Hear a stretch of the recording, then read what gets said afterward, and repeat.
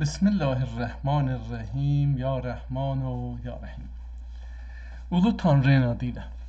انصاف علی هدایت هستم و برنامه 133 مهندسی جهل رو با آشنایی با یک کتاب دیگر ترکی به زبان ترکی، کتاب قدیمی چند صد ساله و علمی یا تخصصی و علمی بگیم آغاز میکنم. امیدوارم که با آشنایی هرچی بیشتر با چنین کتاب هایی بتونیم از چنبره و زندان مهندسان جهلی که ما را در 250 سال گذشته در این زندان فکر و اندیشه محبوس کردند بتونیم سوراخ‌هایی رو باز بکنیم با هر کتابی که آشنا میشیم و بتونیم از این جهنم مهندسی جهل بیرون بریم و بتونیم آزاد بشیم. آزادی مفهومش زمانی هستش که شما بتونید مغزتون رو از مهندسی جهلی که اطراف شما رو گرفته بتونید رها بکنید. مادامی که ما نتونستیم مغز و آگاهی های خودمون رو، اون چیزی که علم و دانش فرض میکنیم، از دست مهندسان جهل آزاد بکنیم، واقعا رها بشیم، در حقیقت اونها نوع نگاه ما به جهان رو، نوع اندیشه ما رو، هدفی که دارن بر اساس اون سازماندهی میکنن، نقشه بندی میکنن، آموزش میدن، تربیت میکنن و ما فکر میکنیم که آزادیم و در این آزادی که فکر میکنیم آزادیم، بر اساس اون آموزه هایی که دادن به ما، تربیتی که ما رو بر اساس اون پیش بردند، ما در اون مسیر راه میریم و فکر میکنیم که آزادیم، در حالی که آزاد نیستیم. همونطور که در هر کشوری بر اساس اون طبقه‌ای که حاکمه، بر اون منافعی که مافیاهای حاکم اعمال میکنن، آموزش ها پیش میره و ما بر اساس اون تربیت میشیم و ما رفتارمون بر اساس اونهاست و درک ما از آزادی هم بر اساس معیارهایی که اونا به ما دادن. صاحبان پول، صاحبان ثروت، صاحبان قدرت، صاحبان سازمان‌های بزرگ عرض طویل، اینها و منافع قدرتمند، اینها افراد قدرتمند هستند. ما در مورد قدرت خیلی صحبت کردیم و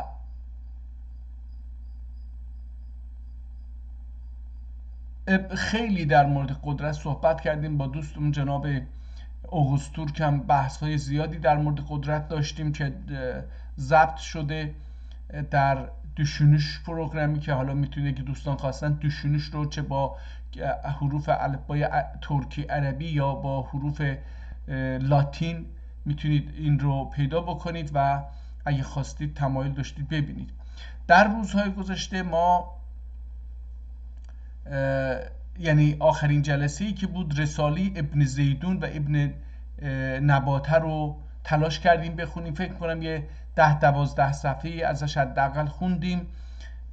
کتاب بسیار سنگین ادبی ترکی قدیمی هستش که از روی کتاب دیگری که عربی بوده ترجمه شده. البته ابن نباته و ابن زیدون این دوتا یک کتابی نوشتن که مترجمی که ما ترجمه خوندیم کتابش رو، اون رو ترجمه کرده و چقدر سنگین و وزین و کجایند اونهایی که میگن زبان ترکی هیچ آثار ادبی نداره تا بفهمن که چه قدرتی، چه چیزی نهفته در زبان ترکی و بفهمن که تمامی پادشاهان ترک و خلفای ترک اسلام بر آموزش زبان فارسی، زبان ترکی و رسمیت زبان ترکی، نوشتن و گفتار بر زبان ترکی در تمامی علوم تأکید داشتن، پول میدادن، تشویق میکردن. البته چون امپراتوری ترک ها بسیار گسترده بوده در جهان اسلام و غیر اسلام هم شیوع داشته، نفوذ داشته و حکم میرانده، در نتیجه مجبور بوده برای اینکه حقوق تمامی انسان‌هایی که در این زیر بیرق اونها زندگی می‌کردن رو به شکل که درکی از عدالت داشتن. ببینید درک از عدالت در سیستم ترک، در سیستم عرب، در سیستم فارس، در سیستمی که امروزه بر کشورهای مختلف متفاوته. در نتیجه اون درک ترک ها از عدالت داشتن، اون رو در درون جامعه اسلامی و غیر اسلامی تلاش میکردن که ایجاد بکنن و این به هر حال واقعیتی بوده که وجود داشته و زبان غیر ترکی رو هم در این امپراتوری ها کمک میکردن، آموزش میدادن، خودشون حرف میزدن. تنها این نیستش که به زبان ترکی حرف میزدن، نه، یا به زبان عربی حرف میزدن، نه، به زبان فارسی، اردو، هندو و دیگر زبانهای رایج، چینی و اینها هم حرف میزدن و مینوشتن و آثار این زبانها رو هم تشویق میکردن، برای اینکه اینها به استعمار معتقد نبودن، به نوعی درکی از عدالت داشتن، درک شخصی یا درک دینی مذهبی که خودشون در اون منطقه بر اساس اون حاکمرانی میکردن، یک درکی از عدالت داشتن و بر اساس اون درکی از عدالت تلاش میکردن که این مردمانی که تحت سایه اونها هستن رو عادلانه اداره بکنن. مثلا نگاه بکنید، ما در 100 سال تا 100 سال گذشته، فکر بکنید که در 1200 سال گذشته، اینجوری بگیم، در این منطقه که امروزه آسیا خوانده میشه و در گذشته در امروزه اروپا و آسیا و آفریقا خوانده میشه و در گذشته آفریقا و آسیا بود و چیزی به نام اروپا وجود نداشت، در اون مقطع تاریخی شما در این سرزمین هایی که تحت سیطره ترکان مسلمان بود، خلافت اسلامی عرب و خلافت اسلامی ترک بود، شما جنگ خیلی خشنی در میان ملت‌های منطقه رو نمی‌بینید. صلح بوده بین عرب‌ها و ترک‌ها و بلوچ‌ها و هندوها و پاکستانی‌ها و نمیدونم کشمیری‌ها و حتی چینی‌ها با ترک‌ها و بقیه که حالا با روس‌ها و اینها، که البته روس‌ها داخل بخشی از روسیه داخل قلمرو اسلامی بود، بخشیش نبود، و آفریقا، مللی که در آفریقای امروزی هستند، مللی که در بخشی از اروپا که تحت سیطره اسلامی بود. شما در بین اینها، در بین مذاهب هندو و بودایی و نمیدونم اسلامی و ترکی و فارسی و عربی و اینها جنگ نمیبینید. اگرم جنگ هایی بوده بسیار محدود بوده به حالا قدرت خواهی منطقه خانها با هم، رقابت های سیاسی مربوط به اونها که خیلی کوتاه مدت و خیلی گذرا و خیلی با کشتار اندک بود. ولی الان در 100 سال گذشته که اون سیستمی که ترک ها فکر میکردن و عرب ها فکر میکردن، اون عدالتی که در سیستم خلافت اسلامی عربی بود یا خلافت اسلامی ترکی بود، شما اون رو نمیبینید.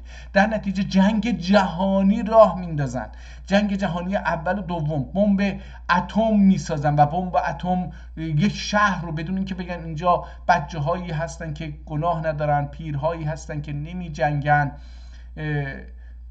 کسانی هستن که بی‌طرف هستن، اینها رو هم در نظر بگیرن. حتی طرفداران خودشون احتمالاً باشن اصلا در نظر نمیگیرن و کشتار میکنن. و ما امروزه در 100 سال اخیر میبینیم که جنگ بین چند تا ملت رو در این منطقه مدیریت میکنه مهندسی جهل.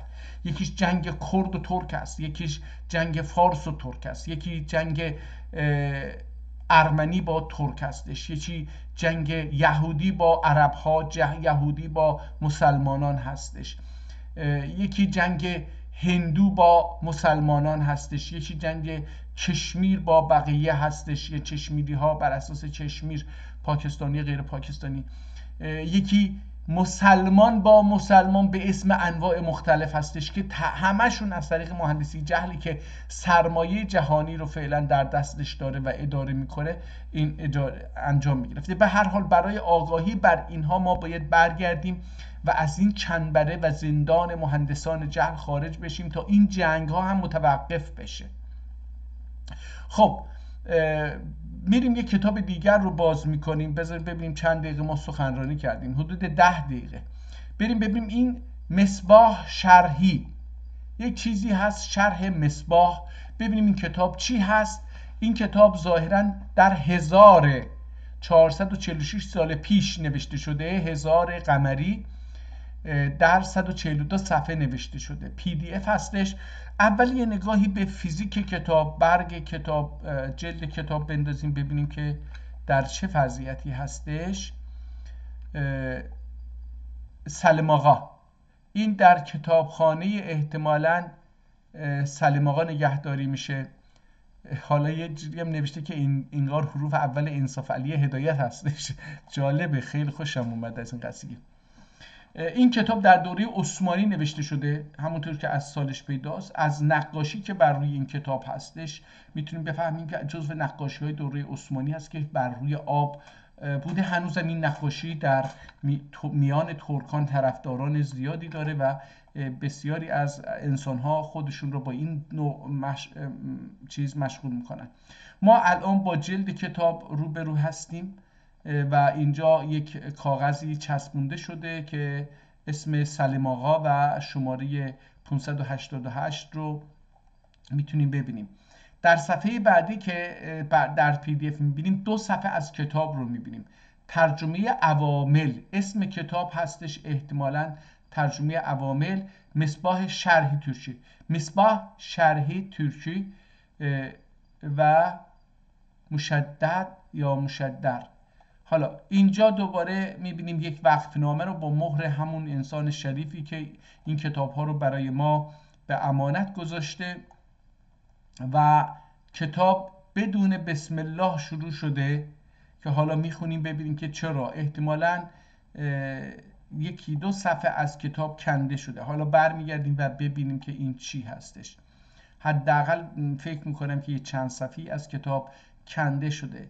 کتاب خطی هستش، همونطور که عرض کردیم حدود 446 سال عمر داره حداقل این کتاب و احتمال میدم این دستخط اول یک چرک نویس کتاب هست. هنوز این کتاب اگرم در رفته باشه و در میان دیوانی ها یا اونایی که متخصصان خط نویسی و کپی کتاب بودن، نسخه برداری کتاب بودن، اگر به اونجا هم رفته ما اون نسخه رو نمیخونیم. ما به نظرم میاد که نسخه اصلی رو میخونیم، برای اینکه ما اینجا میبینیم که یه تعدادی از جملات رو در صفحه دوم خط زده خود نویسنده یا کسانی دیگری که این رو میگه یعنی غلط بوده.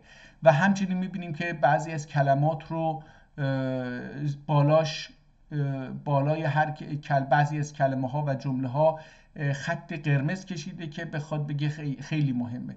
این کتاب منحصر به فرده. برای چی؟ برای اینکه نسخه اول کتاب هستش، ما همون چک نویسه، برای اینکه این خطی که نوشته شده خط منحصر به فرد این نویسنده هست که مثل اثر یک انگشت اون واقعا ممتاز و برای همین خوندن اون هم یه مقدار با مشکلات خودش روبرو خواهد شد، اما با استمرار و سماجت بر خوندن کتاب ما میتونیم بر این مشکل فائق بشیم و با دستخط این که عبارت است از نوع قلمی که در دستش میگیره و چه حرکتی که به اون برای نوشتن و شکل دادن یک صدا به شکل استاندارد الف ب ت س جیم دال سال فلان اینها بر روی کاغذ، اون حرکتی که به قلم میده و اون دایره ها یا تیزی هایی که به قلم میده اونها و در چسبوندن 1 2 3 4 10 20 حرف به هم به کار میبره، اون حرکت منحصر به فرد ترین حرکت هر نویسنده هستش که در خوندن اون ما رو یه مقدار دچار مشکل میکنه، ولی خب با سماجتی که به خرج بدیم بر این مشکل چیز خواهیم شد. میبینیم که این چون نسخه اول هست، به نظر من با همین دقتی که همین الان دارم میکنم میبینیم که هیچ کادربندی و اینها وجود نداره.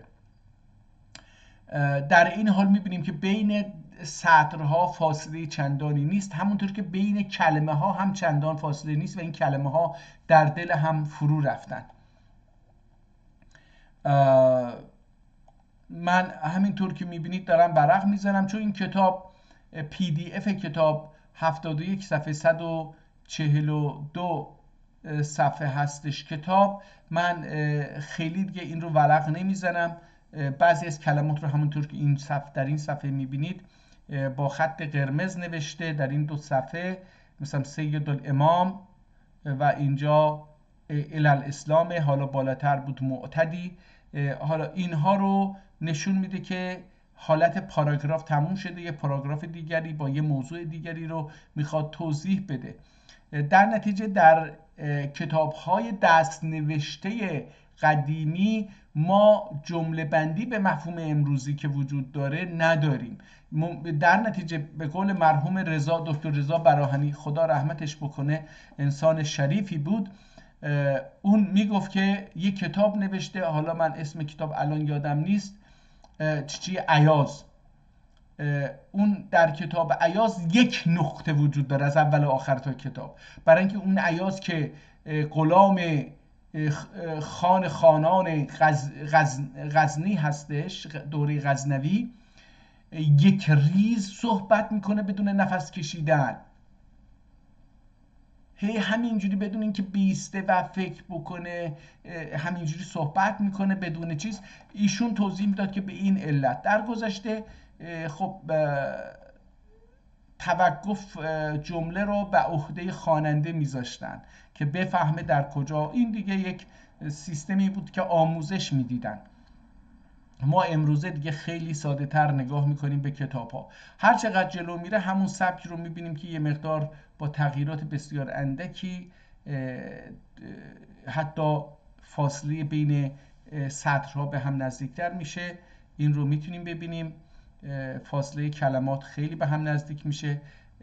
این کلماتی که برای اولین غلط میزنه میگه که اینها غلط شده، اینها رو خیلی زیاد میبینیم در این کلمات. نگاه کنید حتی به حاشیه رفته، در حاشیه تلاش کرده که اون قسمت هایی که مد نظرش نبوده یا میخواسته ناقص توضیح داده اونها رو توضیح بده. من الان صفحه 60 کتاب هستم ولی پی دی اف صفحه 30 هستم. بریم ببینیم که دیگه چه خبر هست. بعضی صفحه ها این خطهای قرمز رو خیلی کم میبینیم، بعضی صفحات بیشتر میبینیم. به هر حال این کتاب، حالا نخوندم ببینم که این کتاب به چه زبانی نوشته شده. حالا برگردیم، اگر فارسی یا عربی بود که نمیخونم، فقط جلد اول. اینجا در آخر کتاب با تمت مواجه هستیم که سنه رو زده 440 و چی. حالا اینجا 1000، ببخشید، سنه رو اون تمه مثلا اینگار که تمتم نوشته، تمت نوشته، ولی اینجا خود نویسنده کتاب رو اگر دقت بکنید اینجا، من حالا این رو بزرگش کردم که بتونیم ببینیم، اینجا 1000 رو خودش نوشته، سنه 1000 زیر این متن نوشته. حالا تلاش میکنیم صفحه آخر رو هم اگه شد توان سواد ما رسید که بتونیم بخونیم این کتاب رو، تلاش میکنیم که بخونیم و به شما هم نشون بدیم. این کتاب رو اینجا میبینی که الفبای ترکی عربی رو اینجا نوشتن. من قبلا توضیح دادم چرا ترکی عربی هستش. این رو اینجا نوشتن، الف ب این وسط هستش، دال ه نون ر واو ه جیم بت نون میم. حالا در حال این حروف هستش. گفته که 69 صفحه داره، جلد رو کنار گذاشته. ما جلد رو که 4 صفحه هست این رو علاوه کردیم، شد 172 تا، ببخشید 142 تا صفحه. این 69 صفحه نوشتاری، یعنی برگ کاغذ است، جلد نیست. 21 سطر هم میگه در هر کتاب هستش. طول عرض کتاب را اینجا نوشته که 210 سانتی متر در 148 سانتی متر، یعنی طول کتاب 21 سانتی متر، عرض کتاب 14 سانتی متر و 8 میلی متر هستش. به نظر من اینجوری میاد. حالا اینجا اون انسانی که این کتاب رو، اون انسان شریفی که خدا رحمتش بکنه این کتاب رو وقف کرده، نوشته بو حقیر و فقیر و پرتقصیر از سید الحاج عبدالقادر المعروف به امیر خواجه الاسکداری bu کتاب مستدابی mülkümden اخراج üsküdar'da واقع والده عتیق جامع şerifine şul şert ile vakf eyledim ki talebe ulumiden her kim iktiza eder ise rahn گویه و یا خود کفیلی مای ایله یا کفیلی میلی ایله، احتمال میدم میلی ایله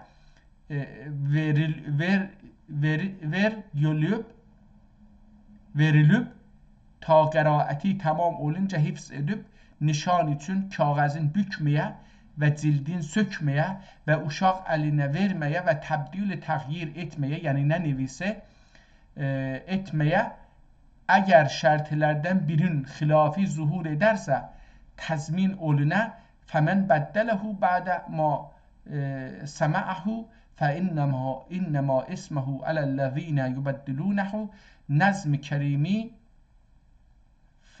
fəhvasınca اسم olmayalar یا اسم olmayalar. حالا از این صفحه اینجا هم یه شماره 588 گذاشته. بریم صفحه بعد ببینیم که کتاب چجوری شروع میشه و گفتم عرض کردم به نظرم میاد که این صفحه اول کتاب چند صفحه از اول کتاب افتاده. حالا ببینیم چی هست، از کجا شروع میشه. همونطور که عرض کردم کتاب چون دستنوشته اول هستش و من برای اولین بار دارم این کتاب رو باز میکنم، خوندنش یک مقدار آشنایی با حرکت قلم و چیز که هستش یه مقدار سخت خواهد بود. احتمالاً اوایلش با مشکل مواجه خواهیم شد، ولی خواندن کتاب‌های خطی زیباییش به همینه که چالش میکنی با خودت، تلاش میکنی که کتاب رو درک بکنی. Bəzilərin sözün yürü ki تحقیق. حالا اینا دیگه هرچی بوده چیز بوده، با یه جایی برسیم که بتونیم اول متن باشه. اما اطفلجı و gülüne ol کسبی فرای ikinci و القاطق احتمالا الناطق یعمرو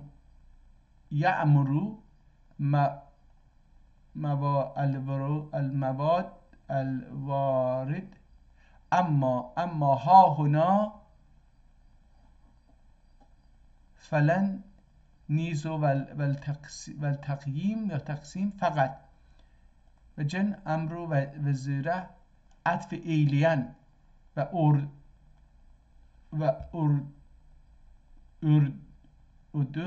اودر عطف ایلین و اودر و دخی اما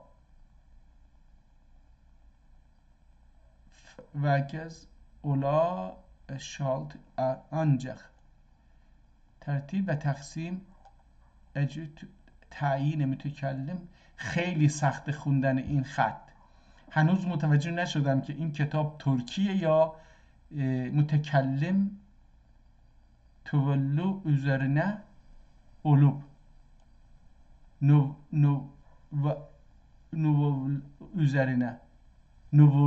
nuvu üzerine olup sahih فنستعیر گلوکین یلمکلا کلمن یکسه تقسیم. نه نمیتونم بخونم دوستان. قاهر و ابو علی و فخر ابن متبادل. ببینیم صفحه، بریم چند صفحه پایین تر ببینیم میتونیم بخونیم یا اینکه بریم به کتاب دیگر. به نظر من که این کتاب رو نمیتونم بخونم.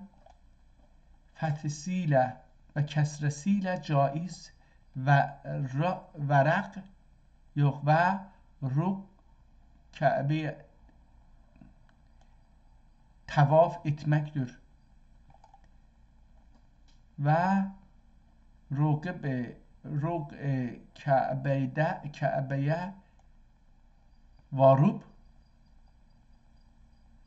tavaf etmektir ve hak اگر نوکر. حالا اینجا اینا دیگه نمیدونم اولانلر و نوکر اولانلر واجب olurzu و معنی الاتماق. نه نمیتونم بخونم آقا جون. این کتاب برای من من بی سواد خیلی سخته. این رو در یه جلسه‌ای که به خودم باید بخونم این کتاب رو، بریم یه کتاب دیگه باز بکنیم. این خیلی سخت بود، یعنی آشنایی، حتی نمیدونم این الفبایی که اینجاها دیدم اینها الف و لام هست یا اینکه مثل پارانتز یه چیزاییه، متوجه نمیشم. احتمال میدم الف باشه و لام باشه. اولاتلر، اولانلر، اولانلر، من اینجوری باید میخونم این رو. واجب اولورزن و معنی الایمان الاعتقاد، و معنی الایمان و الاعتقاد و بالله و ملا بکنند و کتبه و رسوله. حالا اینا من نمیدونم، این یکتب این عربی باید باشه، یعنی الاعتقاد بالله و ملع بکتبه و یکتب و کتبه و رسوله و التموم الاخری و بالقدر. حالا نه اینجاها مثل این که عربیه،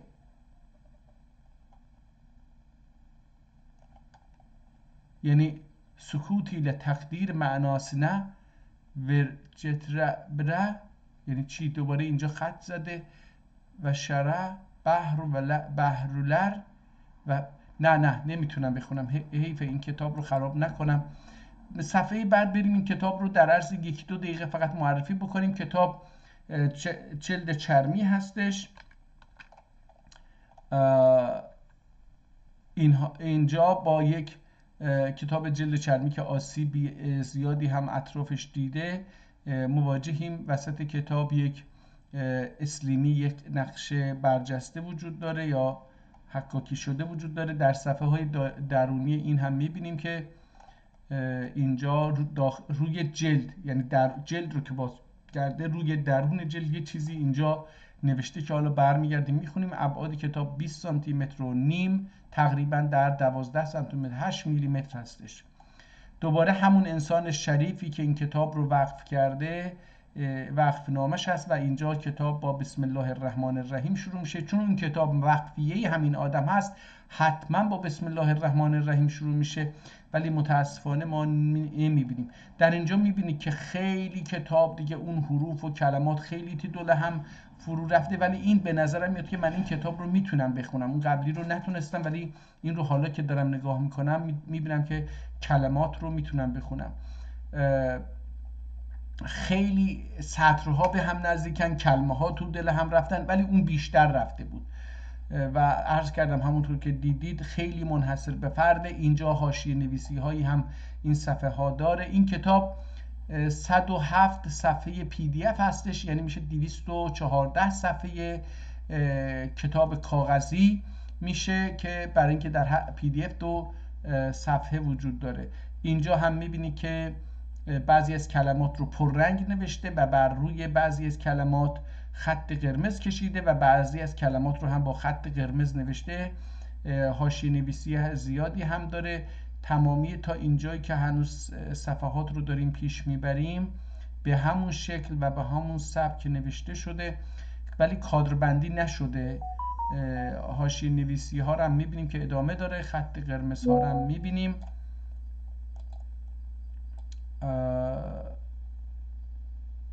اینجا میبینیم که یه نفر برده این کتاب رو و متاسفانه یه چیزی روغنی ریخته اینجا و اینجا میبینیم که آب رفته داخل کتاب و کتاب آسیب دیده.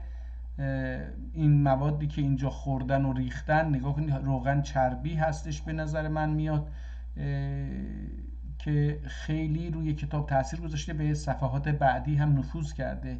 روغن یه خاصیت اینچنینی داره، من میدونم چون سر خودم اومده. کسایی که طلبه باشن میدونن که چه اتفاقی اینجوری میفته برای کتاب ها. آب رو مثلا کتاب رو میذاره رومیش، یهو مثلا دیوان یا پارچ آب یا کوزش وارونه میشه و آب میره داخل کتاب. حالا اینو با هزار تا چیز میخواد خوش بکنه، بعد میان این رو یه جوری میخوان به هر حال وسایل سنگین روی کتاب میذارن که بتونن اون حالت صافی کتاب رو برگردونن سر جاش. اینجا میبینیم که خیلی کتاب، آب خیلی داخل کتاب رفته.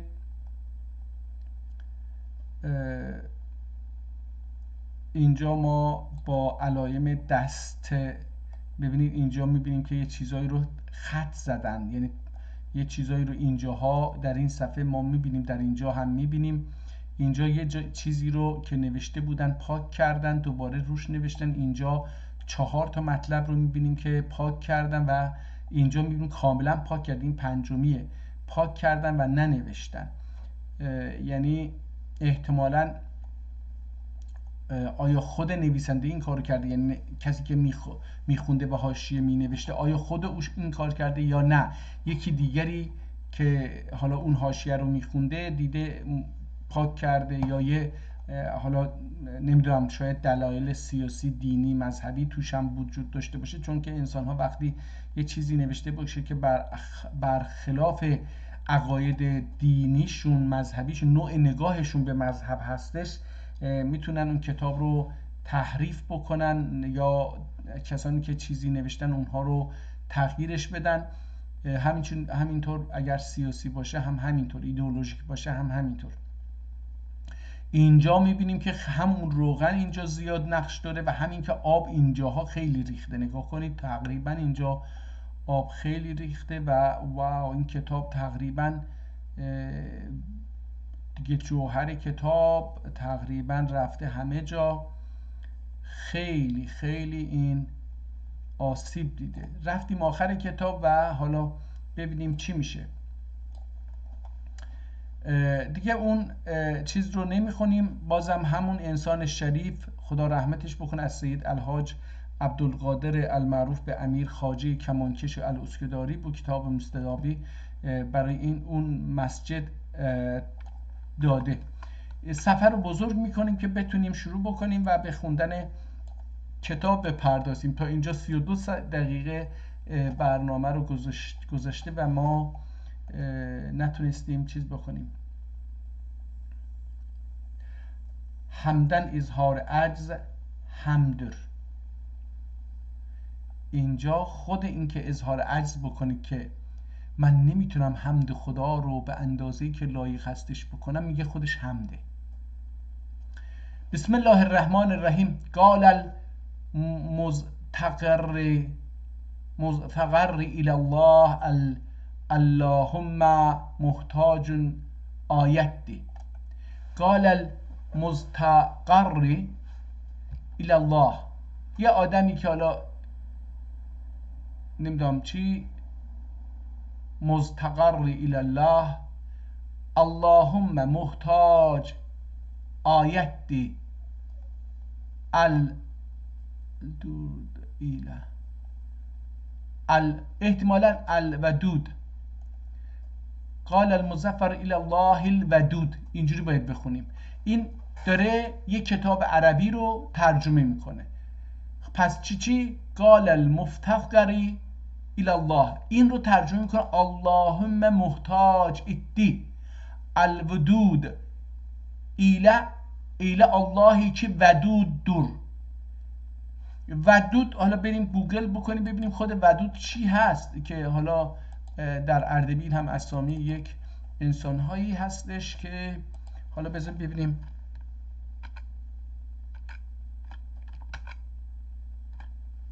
ما معنی الودود.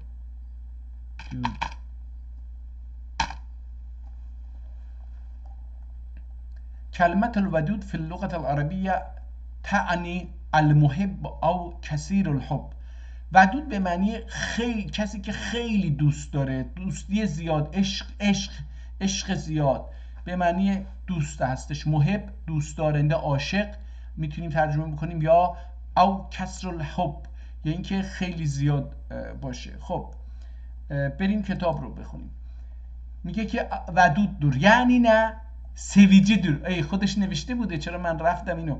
sevici müminleri. حالا این مؤمن رو از کجا آورد من نمیدونم. اونجا اون نویسنده اصلی ننوشته قال المفتقر الى الله، احتمالا مفتقر باشه، الله محتاج ادی الودود الی اللهی که ودود در یعنی سویجی در مؤمنلری. این کلمه مؤمن رو خود مترجم ترک اضافه کرده، در اصل این تو کتاب نیست. وقتی مؤمن رو میذاره میخواد بگه که آقا همه انسان ها رو دوست نداره، این خیلی بده، در حالی که اون اولیه اون نویسنده عرب این کارو نکرده، تخصیص نداده مهر و محبت الله رو بر مؤمن ها. ولی این مترجم یه تحریف کرده کتاب رو، در اصل یه چیزایی بهش اضافه کرده، نظر خودش هست، ترجمه نیست، احتمالا این تفسیره. حالا این چی گفته؟ الودود احمد ابن علی ابن مسعود. میگه این آدم کی هست؟ کیمدür؟ میگه که مستقر احمد در. احمد اون هم که گفتش مفتقر یا مستقر، حالا این مستقر من فکر میکنم میگه اون مستقر خود این احمد ابن علی ابن مسعود هستش که چی هست؟ احمد در. آنچلین احمد کی؟ آنچلین چنان احمدی که علی اغلودر، اون علی اغلودر. بازم آنجلین نوشته دیگه، حالا این یک چیز جدیدیه که چیز میکنیم، یاد میگیریم. آنجلین اله علی که آنجلین علی که مسعود اغلودر. خب احمد پسر علی هست، علی هم پسر مسعوده. و غفر الله له، بازم اون کتابه، این عربی ها یک کتاب عربی هست ترجمه میکنه. و غفر الله له، الله yarlıgasın. Allah yargılasın Ahmed'i. Yargılamak, نگاه کنید دوستان، این خیلی مهمه. yargılamak، yargı یعنی الله اینجا میگه ببخشد، yargı eləsin. البته امروزه yargı به معنی محاکمه داره گفته میشه، ولی در گذشته اینجا نگاه کنید غفر الله ره، الله yargılasın یا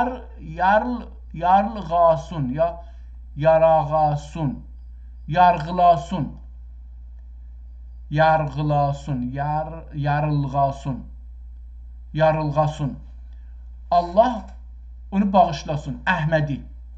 ولی والدیه عربی هست، داخل احمدین، حالا اینجا با کاف نوشته احمدین، آتاسنی و آناسنی. اون عربی والدیه میرسه به پدر و مادر، ترجمه مجبوره بگه که آقا آتاسون آناسون دیگه، اگه بگه والدیه اون دیگه ترجمه نمیشه، در نتیجه ترجمه کرده آتاسون آناسون. درست هم هست به نظر من. یرغلاسون، دوباره یرلغاسون یرلغاماق یعنی بخشیدن. و احسن الیهما یعنی چی؟ دخی الله احسان ایلسون احمدون آتسینه و آنسینه الیهما. خب زنده است، داره برای پدر و مادرش دعا میکنه که الله به پدر و مادر من هم رحمت بکنه، مادرم زنده هست، سلامت نگه داره، پدرم رو رحمت بکنه. و الیه دخی احمد احسان ایلسون. تو عربی وقتی میگه الیه میگن حالا این چیز هست، بیا و درستش کن.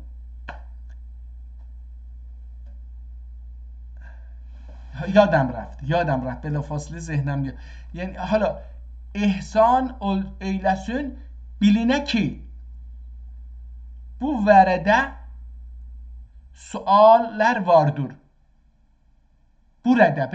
burada در اینجا، یعنی حالا که تا اینجا گفت داره توضیح میده، تا اینجا معنی کرد، حالا داره توضیح میده. بلونل kim ki burada sualler vardır. birkaç sual beyan edelim. چند تا سوال بپرسیم. زیرا جمله سوالleri yazarsınız. تطویل کلام لازم gelir. میگه اگر همه سوال ها رو یه جا بنویسه زیرا جمله سوالleri yazar söz اگر همه سوال ها رو بنویسید خودش داره چیز میکنه از طرف اینو در کتابای عربی اینجوری میگن که خود نویسنده از طرف مخاطبان سوال هایی که احتمالاً به ذهن مخاطبان میاد رو پیش بینی میکنه مطرح میکنه و جواب میده. خب در گذشته این کارو میکردن نویسندگان در گذشته خودشون رو هم نویسنده فرض میکردن هم خوانندگان متفاوتی با نهله های تفکری و فکری و دینی و مذهبی و غیر دینی. میگفتن آقا یکی میاد کتاب من رو بخونه حالا سوال داره، این سوال یه مثلا بی خدا چی هست، یه شیعه چی هست، یه سنی چی هست، یه حنفی چی هست، یه فلان چی هست، اینها رو در نظر میگرفتن. حالا سوالهای علمی و غیر علمی و فلسفی و دینی و اینها رو خودشون مطرح میکردن، خودشون جواب میدادن. این هم داره همین کار رو میکنه. میگه که سوالها رو یک جا نمینویسن. سوالleri yazarsınız. Tetvil kelam lazım gelir. Bizim muradımız icazıdır. قصد ما در اینجا ایجاز هستش. ایجاز به معنی خلاصه نویسی. فکر میکنم که ایجاز، بذارید ببینیم حالا گوگل چی میگه.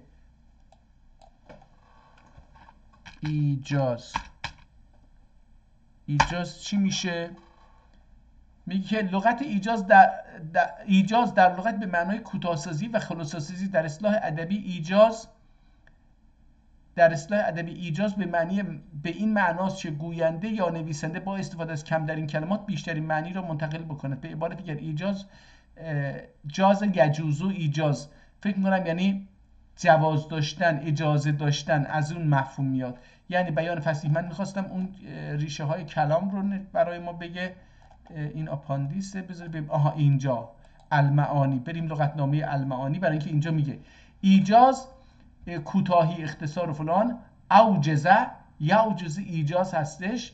اوجزه ایجازن الکلام، سخن کوتاه شد. اوجز الکلام فی کلام، سخن. حالا بذار ببینیم این ایجاز موجز وجیز. ببینیم موجز. حالا میخوام این ریشه کلام رو اگه بتونم مصدرش رو پیدا بکنم. جز الفتحه تا عمومی، موجز وظیفه. حالا اینجوری الاجازه، همون که عرض کردم جزء یه جزء رفته شده اجازه، از اون کلمه اجازه دادن هستش. موجز یعنی یه نوعی اجازه. اجازه‌دür و اختصار üzerine olmaktır. اختصار کلمه عربیه یعنی قصه yazmaq. تا که yazmağa و ogumağa آسان ola. هم نوشتنش آسان باشه هم خوندنش. سوال مصنفler kitapların، یعنی کتاب رو یه نفر ننوشته. به نظر مترجم و مفسر ترک کتاب عربی میگه اونایی که کتاب عربی رو نوشتن یه نفر نبوده. مصنفler kitapların اولlerinde hamd ederler. تمامی نویسندگان کتاب ها، همون چیزی که من عرض کردم قبلا در جلسات مختلف، در اسلام این بوده. هر کسی که کتاب می نویشه در اول کتاب خودشو اول از نظر دینی و اعتقادی به چه اعتقاد داره اون رو میگفته، شکرشو میکرده و اینها، و بعد خودشو معرفی میکرده یا دلایل نوشتن کتاب رو معرفی کرده. اون کسی که کتاب رو سفارش داده اون رو معرفی میکرده، تشکر میکرده و اینها. اینو میگه مصنفler. حالا من گفتم نویسندگان این کتاب، نه، اینجا میگه که تمامی نویسندگان تمامی کتاب های در نزد مسلمانان kitapların اولlerinde hamd ederler.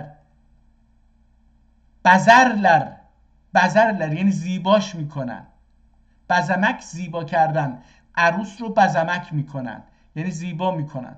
دیروز یه ویدیو دیدم یه خانم روستایی پیر، حالا به هر حال زیبایی بگیم، که برای من زیبا نبود، یعنی بر اساس معیارهای من، اون رفت مثلا پیش یک آرایشگر، اون رو بزک کردن به قدری چی شد که اصلا یه زن دیگری شد. اون دیگه اون اول نبود، شوهرش هم اونم نمیشناخت و بچه‌هاش هم نمیشناخت. این دیگه بزک نیست، این دیگه رنگامیزی، نقاشی روی صورت هستش.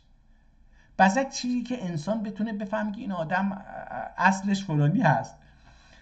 بزرلر و صلوات götürürler و صلوات میفرستند. مصنف نه چون حمد اتمدی کتابون اولین سوال میپرسه چرا این مصنف این کتاب اول کتاب نیومد بگه که حمد بده به خدا، سوال میپرسه. جواب، منم واقعا تعجب کرده بودم چرا اینجوری شروع کرد. البته المحتاج الی الله دیگه همین بود دیگه. اولا جواب، مقال دلیل اتمدیسه حال دلیل اتمیشتر. میگه اگر مقال آن چیزی که گفته دلیل اتمدیسه، اگر اون دلیل بر حمد نیست، حال اون حالی که گفته قال المظفر الی الله مفتقر الی الله، همین که گفته محتاج به الله، خود این کلمه میگه چی؟ حال دلیل etmiştir. حال دلیل etmiştir. ببخشید، با دلیلی البته اینجا هستش، همون دلیل باید بگیم. مقال دلیله، اینجا دلیل مثل دلیل نوشته شده اما دل، این دلیله. مقال دلیل etmediyse حال دلیل etmiştir. با دلیل نباید بخونیم این رو، باید دل بخونیم. زبان، با زبان حال اگه گفته، نه با زبان مقال. کسان الحالو انتق من لسان المقال. لسان، ببخشید من کسان خوندم، اینجا لسانه. لسان الحال انتقو من لسان المقال. یه ضرب المثل عربی آورده، بدون صدا گذاریش هم خیلی زیاد نیست ولی بعضی هست حروف رو صدا گذاری کرده. گفته که زبان حال، وضعیتی که شما، وضعیت روحیتون، اینجا حال به معنی وضعیت روحی هستش، وضعیت اون وضعیتی که در هستید، اون وضعیت صحبت میکنه از اون چیزی که شما میگید.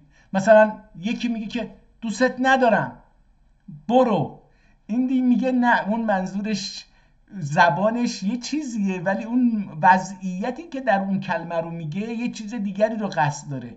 اونو میخواد بگه.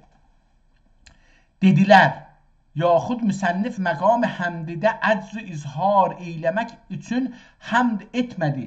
میگه حتی یا خود مصنف، نویسنده، مصنف کسی که صنف کرده، صنف صف کردن، به ردیف کردن، مصنف مقام حمدده اجاز از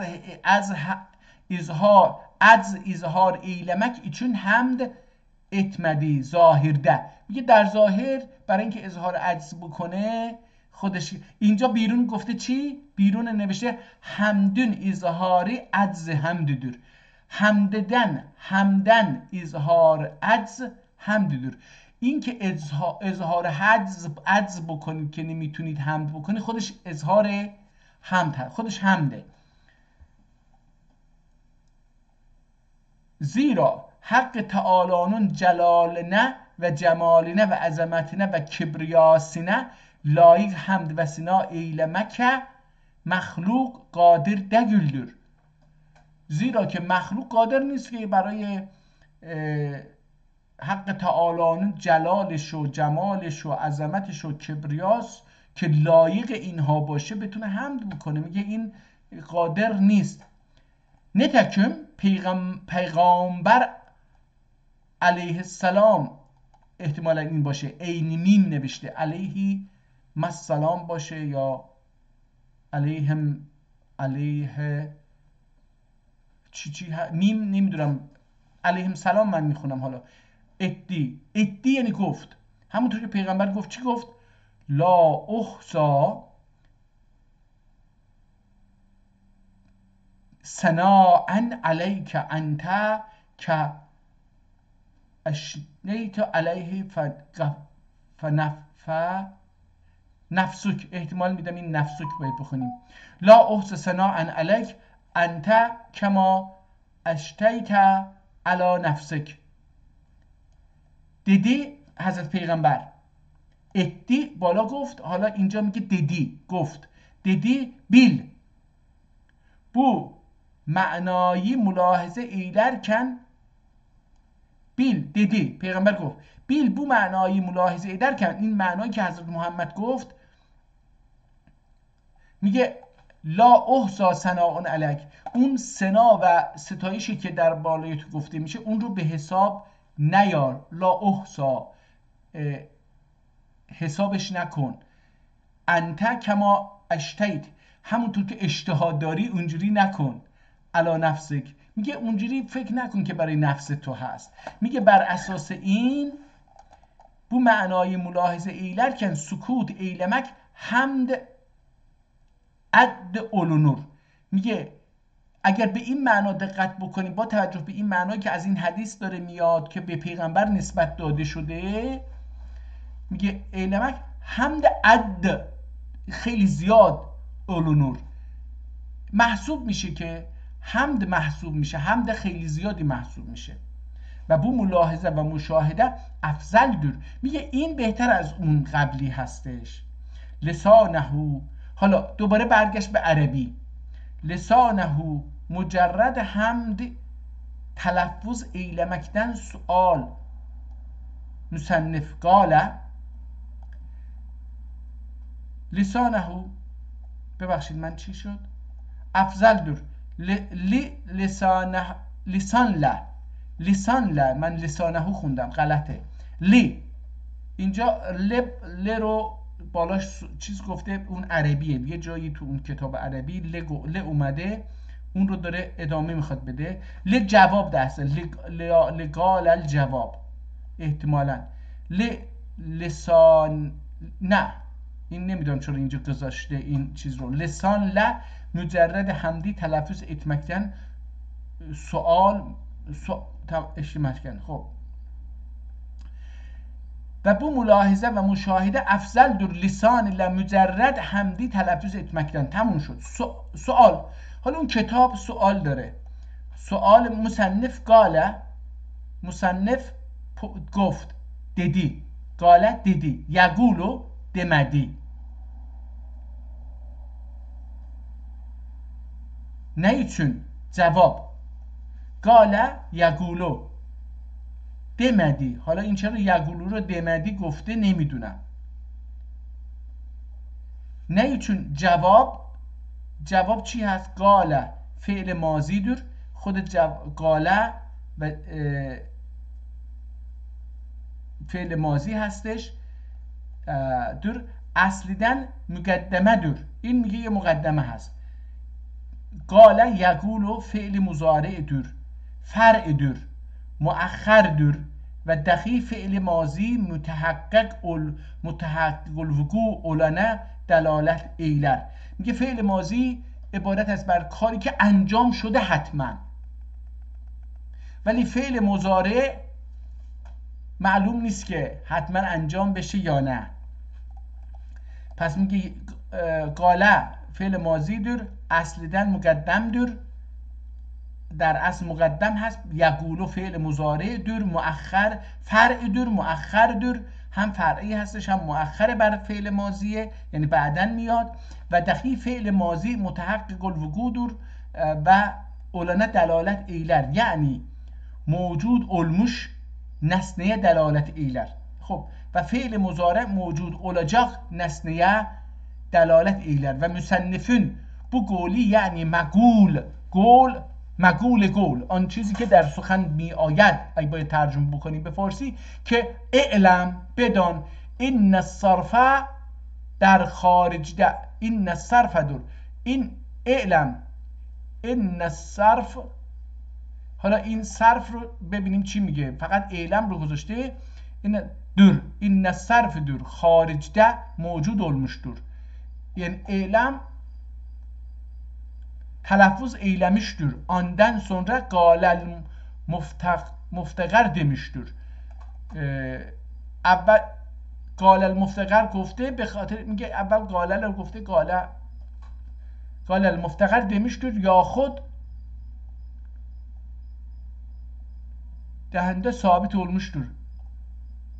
Zihninde yahut zihninde sabit olmuştur ve göklü içinde söylemiştir. Ondan sonra galel muftegarri demiştir. بعد از اینکه چیز شد گفته galel muftegar. Yazarken sual gale المفتقر dedi. Gale المحتاج demedi. میگه چرا محتاج demedi المفتقر dedi. Ne için cevap? Ne için? Cevap Kur'an'a muvafık olmak için. چی گفته؟ زیرا حق تعالی قرآنده ادی. خداوند ببینید وقتی میخواد بگه پیغمبر گفت، الله گفت، میاد میگه که ادی. وقتی آدم ها صحبت میکنن خودش و دیگران میگه که دیدی. این رو من نمیفهمیدم، امروز فهمیدم. فرق بین این دو کلمه رو نمیفهمیدم در تا اینجا این 133 جلسه تازه امروز میفهمم که قضیه چی هست. والله حالا در قرآن چی گفته؟ الله الغنی و انتم فقراء. برای همین گفته مفتقر فقیر، از کلمه فقیر بوده. پس گفته سوال المفتقر دیدی، قال الفقیر demedi. چرا مفتقر گفت نگفت فقیر؟ demedi. نه چون جواب چی هست؟ مفتقرده زیاده حرف واردور. خود مفتقر از فقیر یک کلمه ت زیاده هست، واردور. زیاده معنای دلالت ایلر، یعنی خود کلمه که یه حرف اضافه از فقیر داره، مفتقر فقیر، یه میم اضافه داره، یه میم اضافه داره، یه ت اضافه داره. میگه خود این دوتا حرفی که اضافه هستن بر کلمه فقیر دلالت میکنه بر زیادت فقیر بودن، معنای دلالت ایلر.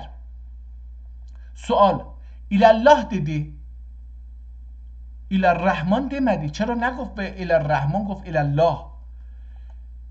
حالا سوال هایی که خودش داره مطرح میکنه. یا خود الرحیم demedi. چرا به الرحیم نگفت؟ نه چون جواب نه چون رو این علامت سوال دیگه. نه چون جواب لفظ الله اسم ذات دور. الله اسم ذات هستش، مستجمع الاسماء و صفات دور. خود کلمه الله اسم ذات هست. خود این ذات و اون الله جامع تمامی صفات و اسمای الله هستش. Bu ismi zikr eylemek cemi اسما و صفات ذکر eylemek gibidir. گفتن کلمه الله مثل اینکه تمامی اسمهای دیگر، الرحمن، الرحیم، القادر، العالم، الباصر، فلان، هر اسمی که به خدا و صفت میدید همه اونها داخل این کلمه الله نهفته هست. و صفات ذکر eylemek gibidir، مثل اینکه همه اونها رو گفتی. سوال الله الودود دیدی، گفتش که الله الودود. چرا الله الغنی demedi؟ نه چون الله الغنی نگفت؟ جواب سجعی رعایت ایلمک ایچون. به خاطر سجعی اون حالت ادبی داره تو شعر و اینها، از سجع استفاده می‌کنه، آهنگ، کلماتش آهنگین باشه. میگه به خاطر اون گفتش که الله نه ودود دیدی، نه چیز دیگری، نه غنی demedi. حالا سوال الله الودود دیدی، الله الغنی demedi نه چون؟ جواب سجع رعایت ایلمکی چون. سوال الغنی الودود dese Kur'an'a muvafık olardı ve dahi sac bulardı. Ne için demedi؟ میگه اگر میگفت الغنی الودود هم موافق قرآن میشد، عین کلمات قرآن رو به کار میبرد، و هم سج بولردی، هم که سج رو هم به دست می آورد. چرا این رو نکرد؟ نه چون demedi. جواب مصرع اول مصرع ثانی üzerine طویل olmasın için. به خاطر اینکه مصرع اول بلندتر از مصرع دوم نشه. مصرع اول مصرع ثانی üzerine طویل olmasın için demedi. Sual. Gafarallahu rah dedi. Müsennif nefsini takdim eyledi. Ondan sonra veli valideyh dedi. Atası ve anası duada تأخیر ایلدی. میگه چرا خودشو مقدم بر پدر و مادرش گرفت در دعا کردن؟ جواب دعاده و اصلا حد نفس مقدم در دعاده و اصلا حد نفس مقدم در. میگه در دعا اینکه خودت رو جلو بندازی این خیلی مقدم هستش. نوح پیغمبر علیه السلام این به خاطر اینکه اولش عین می نویسه فاصله میذاره میم می نویسه، اون سلام میم آخر سلام هست، عین اول حرف علیه هستش. علیه السلام ربی اغفر لی و لوالدی دیدی، برای اینکه در قرآن اومده که حضرت نوح وقتی میخواد به خدا دعا بکنه میگه ربی اغفر لی و لوالدی، اول خودشو پیش میاره بعد پدرشو والدینشو چیز میکنه. دیدی. و ابراهیم چی گفت؟ و ابراهیم پیغمبر علیه السلام ربنا اغفر لی و لوالدی دیدی، اینم همچنین. و موسی پیغمبر علیه السلام رب اغفر لی و لاخی دیدی. و حق تعالی خود خدا چی گفته؟ خود الله چی گفته؟ خدا نه، الله چی گفته؟ گو انفسکم و اهلیکم نارن، گو حفظ بکنید انفسکم، اول جان خودتون رو و بعد اهلیکم نزدیکانتون رو، فامیلتون رو، اقرباتون رو، اهلیکم اهل عیالتون رو، نارن از آتش. در حتی امروزه که من با شما صحبت میکنم در هواپیما و در آتش سوزی و اینها میگن که شما برای اینکه بتونید دیگران رو نجات بدید اول خودتون رو ماسک خودتون رو بزنید، بعد نگاه بکنید ببینید بچه‌تون، پدرتون، مادرتون، نزدیکتون کسی هستش که توانایی نداره اونها رو کمک بکنید. چون اگه شما این کار رو نکنید ممکنه که خودتون گرفتار مصیبت بشید در حالی که درگیر اونها هستید، نه خودتون رو نجات بدید نه دیگران رو. اول خودتون رو نجات بدید که بتونید به درد دیگران هم برسید. دیدی. سوال. مصنف و احسن الیهما دیدی یعنی چی؟ آتسینی و آناسینی تقدیم ایلدی و احسن الیه دمدی.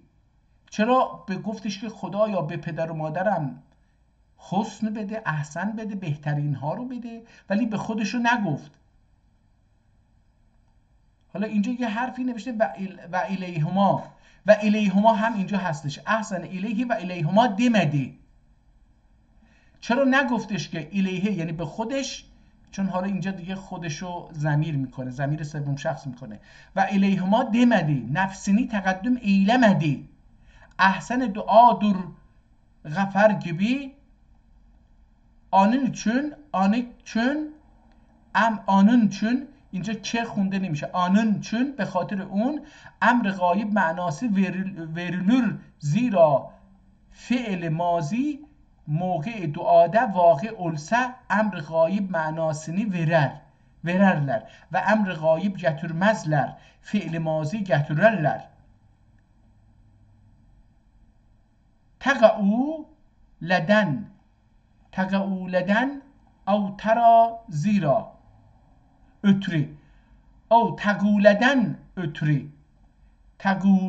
ötri زیرا fiil mazi mütehakkik el-vuku olana delalet eyler. Dua edici fal tutar.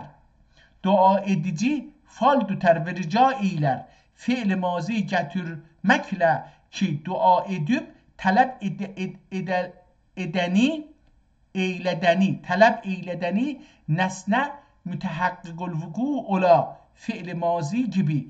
Ve sen dedin ki duada nefs müqaddemdir. Cevap. Ve sen dedin ki duada nefs müqaddemdir. Cevap. تقدیم واجب دگیل دور، مستحب دور. میگه واجب نیستش حتما خودشو جلو بیاره، میگه مستحبه. افضل دور مصنف سجع رعایت ایلمک üçün نفسini تأخیر ایلدی احسان ده. اعلم چی هست؟ بلسن، بدان. این صرف، حالا این چی؟ این صرف چیه؟ تحقیق. این به معنی تحقیق هست. تحقیق علم صرف العلوم علمیlerin anasıdır. علم صرف علمیlerin anasıdır. حالا این چی کار میکنه دوستان؟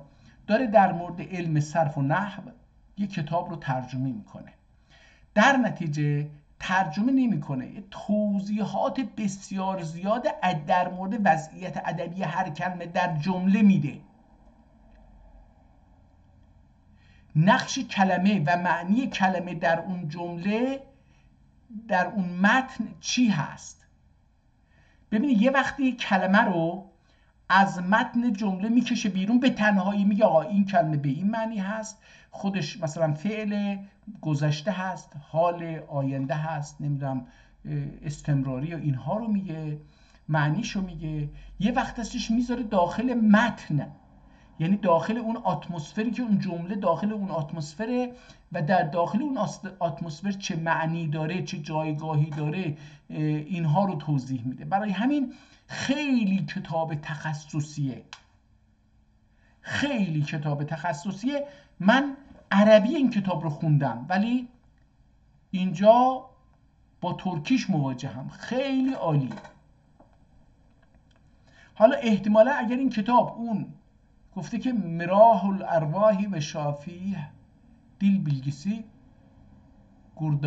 گردافندی، اینجا این بالا اینجوری چنین چیزی میشه، مراح الارواح و شافیه دیل بیلگیسی گرد افندی، یعنی کسی که نوشته اسمش گرد افندی بوده، در 214 صفحه این کتاب رو نوشته و اسم کتاب مراح الارواح و شافیه دیل شافیه. اینجا اسم کتاب این بوده، ولی این دیل بیلگیسی یعنی این کتاب مربوط به زبانشناسی هستش، نمیگه زبانشناسی زبان ترکی، میگه این به زبانشناسی مربوطه، یعنی عربی رو داره به زبان ترکی توضیح میده. علم صرف چه نوع علمیه؟ میگه علم صرف ام العلوم، مادر تمامی علمیlerin anasıdır و نحو چی هست؟ علم صرف و نحو ابوها و نحو پدر تمامی علوم هستش. دقیق تحقیق علم نحو علمیlerin babasıdır. سوال علم صرف العلوم olmaktan kendi nefsi için olmak lazım gelir ve dahi ilm nahv abul ilm olmaktan kendi nefsi için ab olmak lazım gelir. میگه اگر بگیم که این صرف علم مادر علوم هست، باید بشیم که این به تنهایی خودش مادره، یعنی پدر نداشته به وجود اومده، یعنی مثل حضرت مریم مادر شد. البته حضرت مریم نه، بگیم مثل عیسی بدون پدر به دنیا اومده از مادر، ولی مرده. میگه آیا بدون مادر به دنیا اومده، یعنی اگر قبلا یه دختری نبوده، شوهر نکرده، با یک مردی رابطه برقرار عاشقانه برقرار نکرده، حامله نشده، چطور میتونه دختر بیاد که مادر بشه؟ میگه اینو میخواد بگه که آقا این میگه که علم مادره بدون اینکه قبلا یه مادری وجود داشته باشه، این چطور مادر شده؟ و میگه نحو پدر علوم هستش، این قبلا اگر پدری نداشته چطور به وجود اومده پدر شده؟ اینو داره میگه. اب علماق لازم گلوش جواب علومدن مراد علم صرفن و علم نحون غیر علومدن. میگه منظور از علوم علم هایی است که به غیر از این دوتا علم هستن. اونجا پدر اونها مادر اونهاست. نتکم فاتحه ام القرآن در، همونطور که سوره فاتحه مادر قرآن هست. budur ki فاتحه قرآن در به این معنی هستی که خود فاتحه قرآن هست. Fatiha Ummul Kur'an olmaktan kendi nefsi için olmak lazım gelmez. میگه برای اینکه فاتحه ام القرآن باشه لازم نیستش که خودش بدون اینکه مادری داشته باشه مادر باشه. زیرا ام القرآن dedin Kur'an'da kullükte Kur'an murad Fatiha'nın gayri sureleridir. حالا اینجا گلونده احتمالا میشه گلونده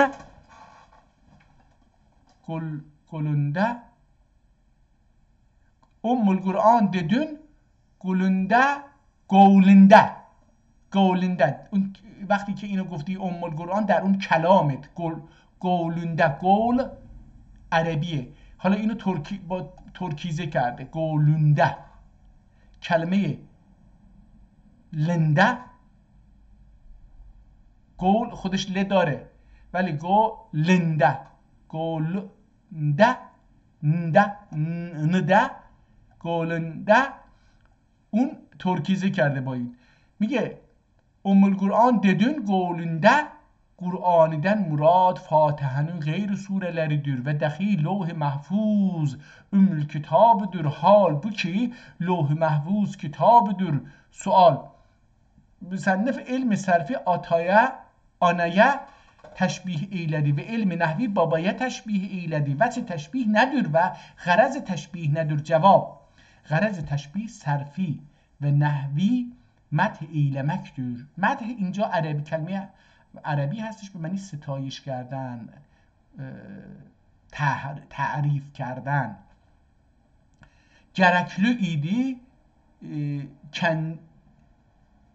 gerekli idi keni beyan eylemektir. Gerekli idi kini gerekli olmağını, gerekli ikini beyan eylemektir. Vecih teşbih sarfide tevellüddür و نحویده اصلاحیدür. حالا میگه که وجه تشبیه اینه که در صرف متولد میشه کلمه ها، در نحو اصلاح میشه این کلمه ها. یعنی ana evladından tevellüdüne sebeptir. Ana evladın tevellüdüne sebeptir. İlmi sarf kelimelerin tevellüdüne sebeptir. Ve dahi baba evladın İslahine sebeptir. İlmi nahv kelimelerin islahine sebeptir. Bir kimse sarf bilmezse kelimeleri mütevellid ve müştak eylemekte aciz olar ve gasir olar. Gengi kelimeden müştak olar. حالا این گنگی چی هستش؟ من بذارید اینو بپرسیم ببینیم گوگل یه چیزی میدونه این رو. بذار ببینیم اینجا گنگی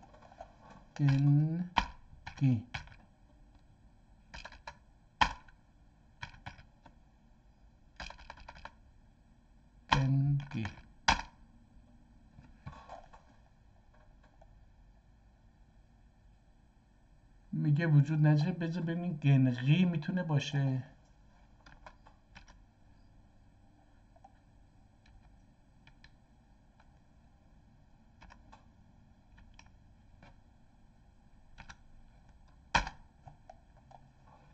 نه این رو نداره برای اینکه این کلمه ترکی هستش و من متاسفانه بذار ببینیم گوگل میتونه برای ما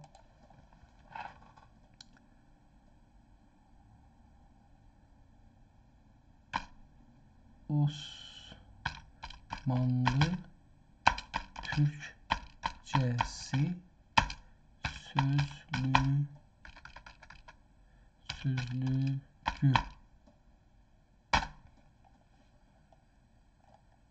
Osmanlı Türkçesi sözlüğü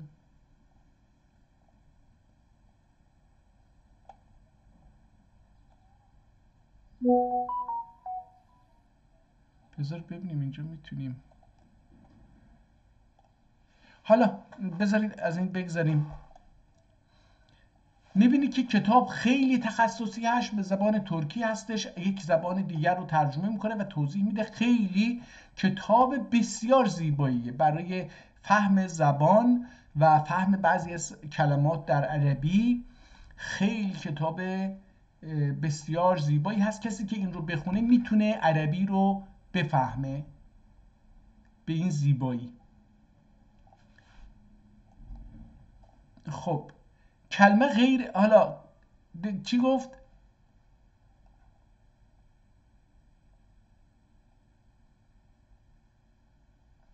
kimse sarf bilmezse kelimeleri mütevellit ve müştek eylemekte aciz olur ve gasir olur.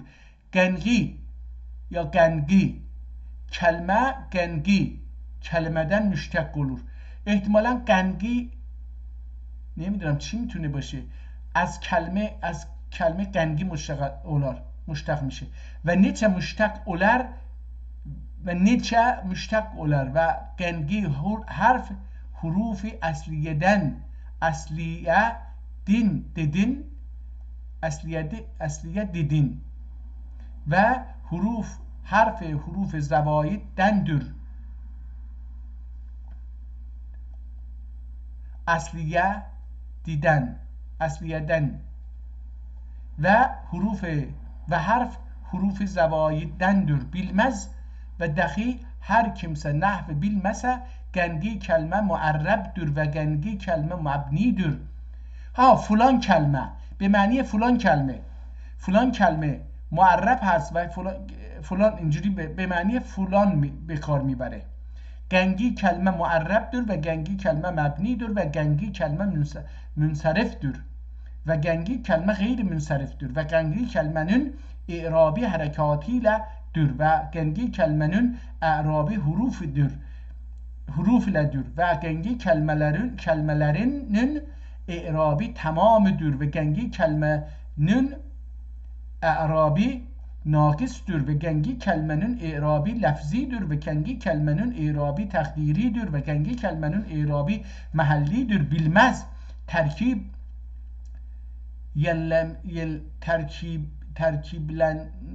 terkiblenmiş o gruplanmış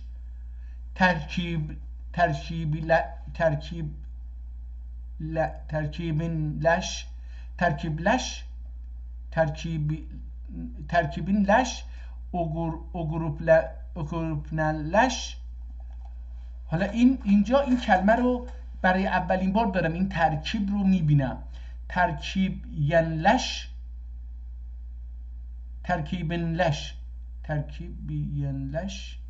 o gruplanmış یعنی ترکیب شدن و به هم رسیدن چند تا کلمه یا حروف. اینجا این معنی رو میده، ولی من این کلمه رو چون برای اولین باره نمیدونم مثلا چجوری خونده میشه.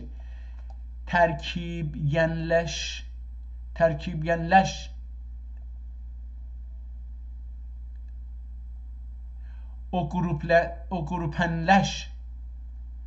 o gruplanleş میدونم که به معنی ترکیب، مرکب شدن، ترکیب شدن و گروه شدن هستش، اما چجوری خونده میشه این رو، اینجا یک کاف هستش، من این کاف رو به مفهوم نون میخونم و در نتیجه یه مقدار در این که این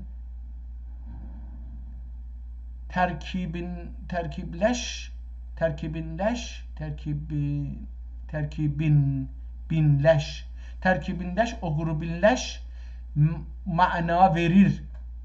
bilmez نمیتونه که این در ترکیب و در جمع کلمات چه معنی میده. سوال مصنف این صرفه دیدی، این تصریف demedi. چرا این صرف دیدی و این تصریف demedi؟ نگاه کنید چقدر تخصصی. نه için چرا اینجوری کرد؟ حال bu ki bu ilmide تصریفات کثیره vardır. در حالی که در علم صرف تصریفات زیادی هستش vardır. تفعیل با bunun benası تکثیر içindir. پس مناسب bu idi ki این تصریفه diye idi. نتکیم صاحب، حالا یک کتاب دیگری، صاحب کتاب، صاحب ازیه صاحب کتاب از این یا میگه صاحب کتاب از این تصریفه دیده، اون میگه صاحب کتاب از گفته این تصریف. جواب صرف ثلاثی مجرد در اصل در مصنف asl olani ixtiyar eylədi. Nəhv muvafiq olsun için zira nəhv sülasiyi mücərrəddür sərf gibi və yəqva fiddirayat qutlu olur ya quvvətli olur. یقوا بله قوتلی باید بخونیم، قطلو نخونیم، این تشدید باید بخونیم. یقوا فی الدرایات قوتلی اولور معقولات ده. درایات به معنی معقولات، ده اون فی هستش، ده یا قوتلی اولور معقولات ده. داروها علم صرف bilicileri dür. Daruha میگه علم صرف biliciler و یتقا فی روایات چی؟ و یتقا چی میشه؟ و یتقا فی روایات دخی اخرا منقولات ده از و یتقا فی روایات دخی آخر منقولات ده. من اینو آخر میکنم ولی اینجا یه الف هستش که نمیدونم چی هست، یا آخرن میتونه باشه و آخرا منقولات ده یعنی مشروعات ده. مشروعات به معنی قانونان هستش. آروها بی داروها هستش، بی غاروها احتمالاً نه آروها این با این الف ر واو ها. آروها علم صرفی bilimciler علم صرفی bilimciler یتفا طغیاندن یتقا طغیاندن مشتقدر طغیان حدن تجاوز ایلمکدر فجمعت. حالا دیگه بقیه رو نمیخونم، فکر میکنم بیش از 1 ساعت و 22 دقیقه هست که دارم اینو میخونم. من از هر صفحه 50 صفحه یه نیم صفحه میخونم. بریم صفحه 50 این کتاب.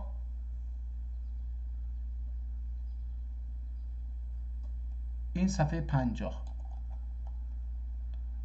مفتوح قلنمedi. اسم فاعل لا، اسم zaman، اسم mekan örtesi fark olsun için yani mim meftuha kılına. Af'al babın ismi faili sülasi mücerredün ikinci babının ismi mekanine mülebbes olurdu. Meclis gibi ve جلسه گجلس و جالس مجلس اینو داره میگه. حالا مجلس gibi و نحو مسحب للفاعلی على صيغة المعقول. این عربیه. و نحو مصحب للفاعل على صيغة المفعول من اصحب. مصحب gibi کلمه اسم فاعل için. مصحب میگه اسم مثل مانند این gibi kelime ismi fail için ism mef'ul sigası üzerine ashabden yani if'al babinden olduğu halde ahirinin maqabli meksur değil veya ve yafi min anfa'a dahi yafi gibi kelime yafi ifa'aden ya'fa'u yafi. حالا اینا رو من دارم اضافه میکنم. یافی ایفعدن یعنی افعال بابیندن olduğu halde اولinde mim mezmume yok şaz kıyas üzerine değildir ve fi sahahi ashab اکثر و فی السها اصحاب. سها اسم یک کتابه عربی هست، خیلی هم مهمه. اصحب اکثر کلام فهو مصحب. اصحب اکثر کلام فهو مصحب به فتح الها و لا یقال به کسر الها. اصحب گفته نمیشه، مصحب گفته نمیشه، مصحب گفته میشه. و هو نادرون و فی الصحاح ایزن ایفع الغلام ای ارتفع فهو یافع و لا یقال موفع و هو من النوادر. این میگه خیلی از اون نادر هاست، کم پیدا. و یعنی ما قبل یا تعنیس علی الحرکتی نحو ضاربه اسم فاعل ده تلاتو فی سک. حالا این دیگه این کلمه رو هم نتونستم بخونم که تلاتو فی şekr ما قبلی hareketi üzerine mebni gılız, sükun üzerine mebni kılınmaz. Binası ariz olduğu için, zira ta-i ta'nis gelmezden ökürdü ya da önerdi. İ'rab anın üzerine vakı oldu. Zaribetun gibi, mekrumetun gibi. Le'ennehu sare bimezlet وسط کلمتی. حالا دیگه خیلی تخصصیه، خیلی کتاب تخصصیه، دیگه ادامه نمیدم. میرم صفحه 100 هم یه مقدار بخونم و بعد بریم صفحه آخر رو تمامش بکنیم. این صفحه آخر کتاب. مخرجی bir olduğu için این حرف این همزه قلنور تبدیل میشه به همزه. السین ابدت من تا. سین برگشته از تا، بدل از تا هستش. اتا سین تادن بدل قلندی. نحو استخدام bunun استغزه. نحو استغزه bunun misali استغزه gibi. اصله اتخذه عند سیبویه. سیبویه یکی از مفسران قرآن و یکی از ادیبان و صرف نحودان های قدر استخوان زبان عربی هستش که حالا سیبویه رو اگر من اینجا گوگل بکنم میتونم پیداش بکنم که در چه تاریخی زیسته. من حالا یادم نیست، این خیلی بیش از 1000 سال باید عمر داشته باشه. سیبویه کیست؟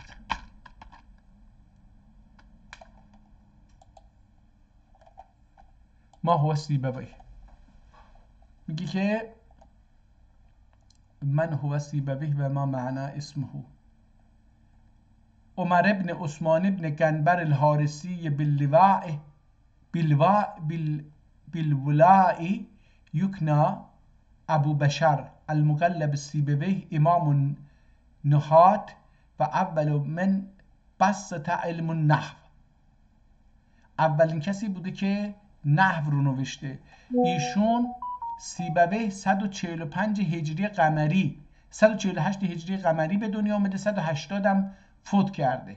میلادیش میشه 665 میلادی به دنیا اومده، 796 هم از دنیا رفته. این یعنی تصور بکنید 180 سال بعد از حضرت محمد صلی الله علیه و سلم به دنیا اومده سیبویه. یعنی کتابی که ایشون نوشته حدود 1300 خورده ساله قبل این کتاب رو نوشته.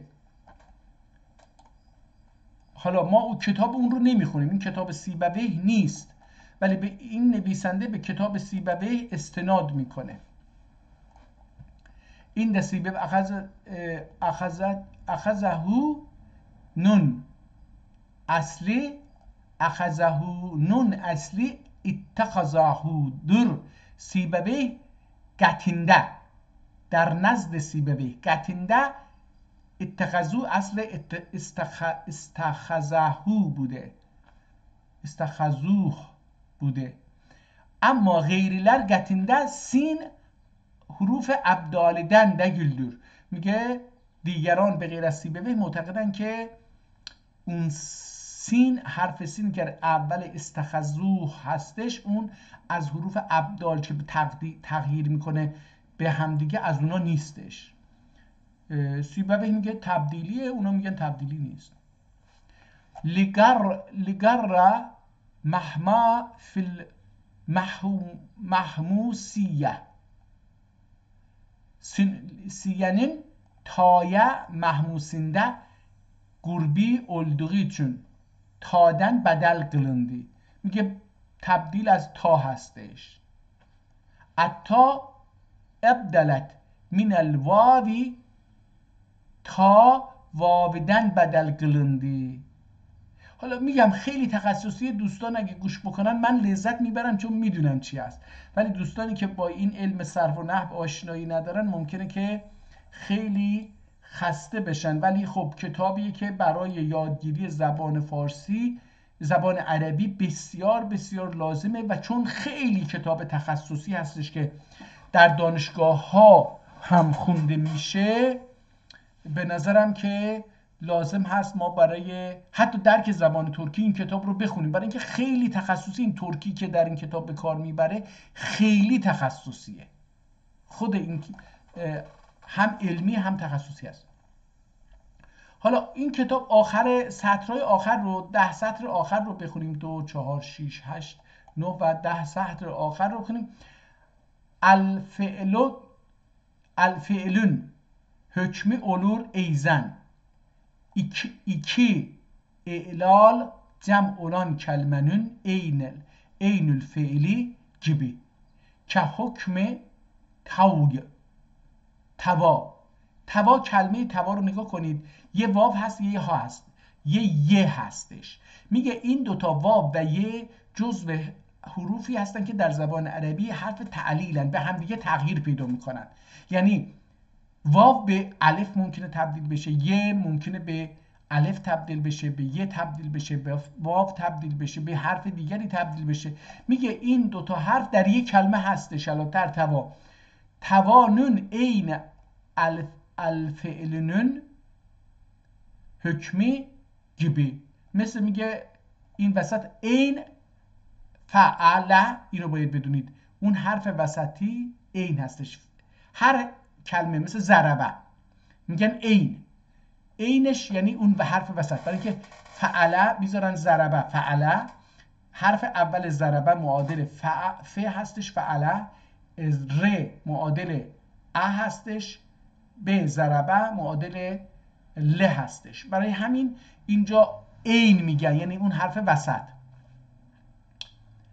حکم توانun عین fiilinin hükmü gibi olur. Adam ilalide lil mutabiat aceli için zira tava fiil mazidir, aslidir. Far'i asla tabi olmak aslidir. Far'i asla tabi olmak aslidir. Nahve tavyan ve tavyanun. Bunun misali tavyan gibi, dahi tavyan gibi, dahi taviye gibi. Bunlar da vav i'lal olunsa bir kelimede iki i'lal cem olmaz idi. Zira i'lal olunmadı. Tavyade tasniye ما نداریم در ترکی و فارسی، این نیستش. تسنیه مثلا ضرب، ضربا، ضربو، زد، آن دوتا زدند و جمع. ما نداریم در زبان ترکی که مثلا او زد، آن دو نفر زدند و جمع زدند. این رو نداریم. این قدرت زبان عربی هستش که میتونه یه نفر رو با دو نفر مجزا بکنه در فعل و دو نفر رو از جمع سه نفر و بیشتر جمع مجزا بکنه. این توانایی زبان عربی هستش. ما نداریم. ما میدونیم که مثلا دو نفر در زبان ترکی همیشه این وجود داشته. مثلا یه نفر با یه نفر دعوا میکردن، همدیگر رو میزدن، میگفتیم یه نفر زد. حالا میدونیم که بعضی وقتا دو نفر یه نفر رو میزنن یا دو نفر با دو نفر دعوا میکنن. نگاه کنید، ما این رو داشتیم در زندگی، همیشه وجود داشته. مثلا میگفتیم که من تکیدیم اولاری چیده. ما البته جوت میگیم ولی جوت به معنی فعل نیست، به معنی عدده. اولار جوتیدیم من تکیدیم، اولار وردوخجا من کریدیم. یعنی اون دوتا، ولی برای این دوتا فعل نساختیم بگیم اون دوتا زدند. ولی عرب‌ها اومده گفتن ضربه یه نفر زد، ضربه اون دو نفر زدن، ضربه اون سه نفر و بیشتر زدن. متهم رو مشخص میکنه. زننده یه نفر در فعل، زننده دو نفره، زننده سه نفره. متهم رو مشخص میکنه. ولی در زبان ترکی و فارسی و بعضی زبان انگلیسی و اینها وجود نداره. یعنی یا ضربه هستش یه نفر یا اینکه جمعه. این ضعف زبان‌های دیگر رو در مقابل ضعف عربی میتونیم بگیم. البته هر زبانی مختصات خودشو داره، نمیتونیم بگیم این زبان در مقابل زبان دیگر من میتونم بگم که اون زبان عربی توانایی توضیح بیشتری داره در مقابل زبان‌های دیگر. برای همینم قرآن در اون زبان اومده به نظر من. حالا ما تا کجا رسیدیم؟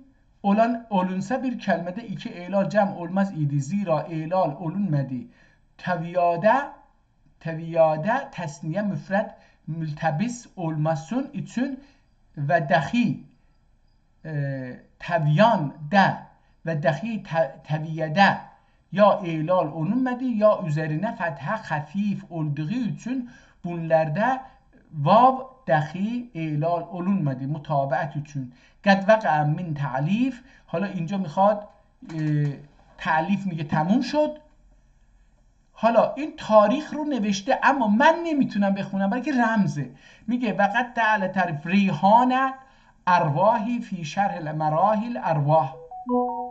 این کتاب، اصل کتاب رو که ازش ترجمه کرده اسم اون کتاب رو بده ریحان الارواحی فی شرح مراحل ارواح. این کتاب اسمش ریحان الارواح هستش، در شرح مراح الارواح هستش.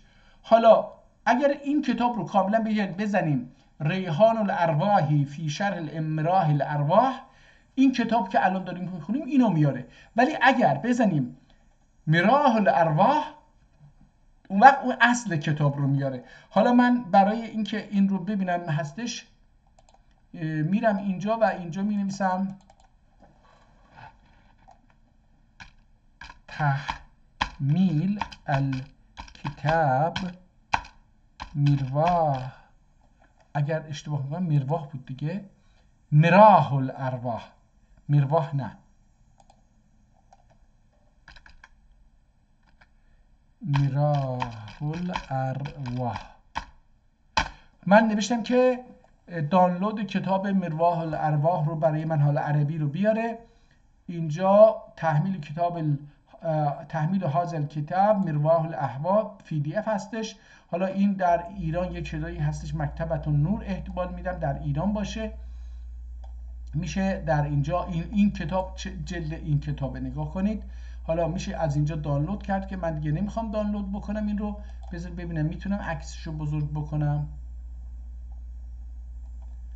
چون نمیخوام عربی رو بخونم. حالا نه نمیذاره این رو دانلود بکن عکسشو ببینیم. عکس کتاب اینجاست. من بذارید عکس رو ببینم میتونم یه شکلی اینجا نگاه کنید اسم کتاب اینجاست، هازا کتاب مراح الارواح. این رو اخیراً چاپ کردن. خب اینجا عادت چی احاده تبع بالآفت مکتبت المشی بغداد. حالا این چاپ بغداد بوده دیگه. حالا من المثنا مکتبت المثنا، من حالا این مشی خوندم غلطه. حالا بالافست مکتبت المثنا افست شده. اعادت طبعه بالافست، اعاده شده طبعش، چاپش اعاده شده، دوباره چاپ شده با افست. در کجا؟ در چاپخانه مکتبت المثنا بغداد. المثنا در چاپخانه مثنا در بغداد این کتاب چاپ شده. حالا این دیگه عربیشو نمیخوام نشونتون بدم. این نویسنده مترجم ترک و شارح ترک اومده این کار رو کرده که کتاب عربی رو برداشته و اون رو به ترکی ترجمه کرده و شرح داده. خیلی کتاب تخصصی قوی و افسوس که ما در حوزه علمیه در تبریز به جای اینکه اینو بخونیم رفتیم عربیشو خوندیم. بدبختی در اینه. لذا از دوره رضاخان که حوزه علمیه گم رو میگن که رضاخان با ملاها جنگید در اوایل حکومتش، دروغ میگن. برای اینکه در تا دوره رضاخان گم مرکز تاریخی مجوسیه بوده، زرتشتی ها بوده، مجوسیه بیشتر بوده. ولی در دوره رضاخان برای اینکه این دین رو و حوزه علمیه رو به دست بگیره اومد اون آیت الله چیز رو از روستاشون برداشت. یا آیت اللهی بود، حالا اسمش آیت الله بعدن شد دیگه. دوره رضاخان قدرت گرفت و رفت رأس قدرت و حوزه علمیه و اینا.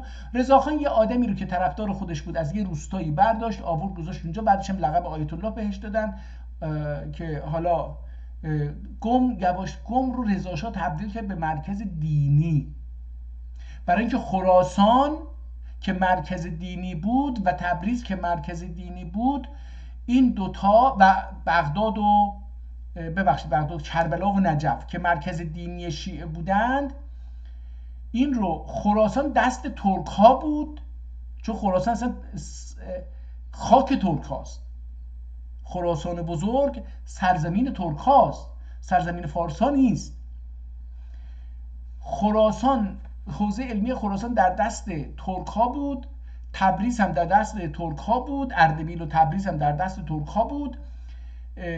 اینها باید کربلا و نجف هم در دست عرب ها بود که نگاه متفاوتی به شیعه داشتن، به دین داشتن. هم ترک ها و هم عرب ها و فارس ها هنوز یه مکتب دینی خاصی نداشتن. اینو رضا شاه به دستور انگلیسی ها ساخت و علمای حالا به هر حال بگیم اینها رو آورد اونجا و این گم رو مرکز چیز کرد. و متاسفانه چون گم مرکز شد و دولت ازش حمایت مالی کرد و ساختمان داد و زمین داد و اجازه داد که طلبه بگیرن و اینها دیگه، اینها در شهرستان ها هم که حوزه ها بودن اینها رو مجبور کردن کتاب های فارسی رو بخونن، در حالی که میتونستیم به جای کتاب فارسی همین صرف و نحوی که ما در اونجا خوندیم این رو بخونیم به ترکی. این یکی از عیوبیه که در حوزه های علمی آذربایجان جاری هستش. در عین حال که این اسم کتاب رو نوشته احتمال میدم این رمز سال هم داخل اینها باشه. به هر حال ما میتونیم از تاریخ تألیف این ریحان الارواحی، بذارید حالا اینو بنویسیم ببینیم که این کتاب رو میتونیم بیاریم. کجا بود اون کتاب رو ما نوشتیم؟ چی شد؟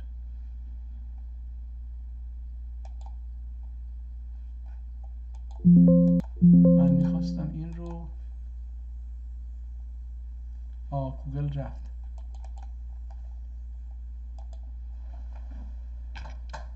ریحان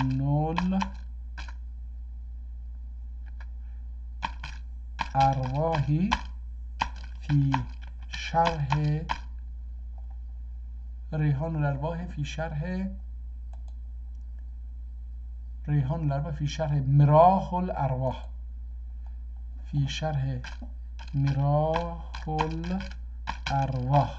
حالا احتمالا بتونیم این کتاب رو پیدا بکنیم که در چه تاریخی این کتاب نوشته شده. اگه بشه، البته اینجا فقط میشه گفتش که گفته که نه، اینو ولش کنید. ببینیم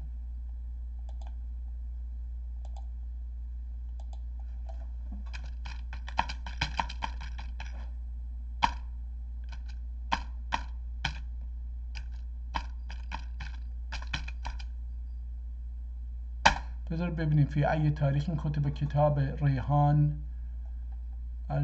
فی شرح الفلان. ببینیم اگه بتونیم یه تاریخی پیدا بکنیم که این در چه تاریخی نوشته شده.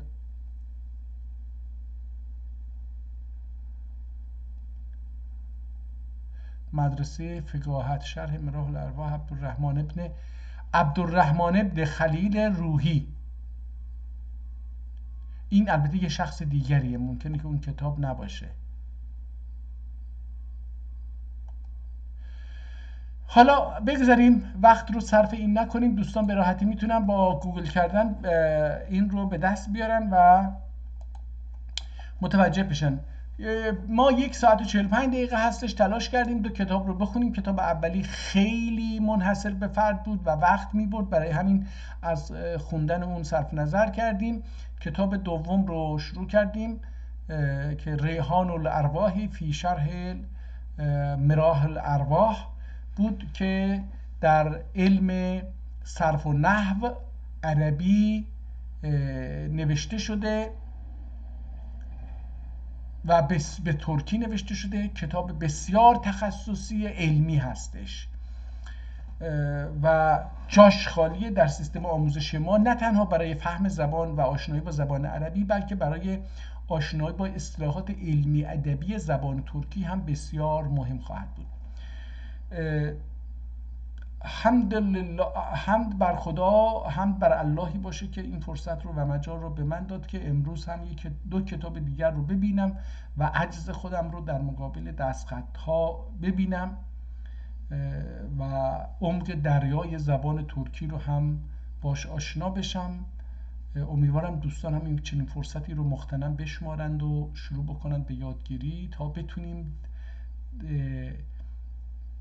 گلهایی باشیم که در این صحرای زندان برهوت کویری برای ما ساختن، گلهایی باشیم که بروییم و یا موشکه هایی باشیم که بزنیم این دیواره های این جهل مهندسی جهل رو تخریب بکنیم و راه برای آزادی فکر و اندیشه مسلمان ها و به خصوص ترک ها از این زندان جهل رو فراهم بکنیم. به امید دیدار شما در یک روز دیگر.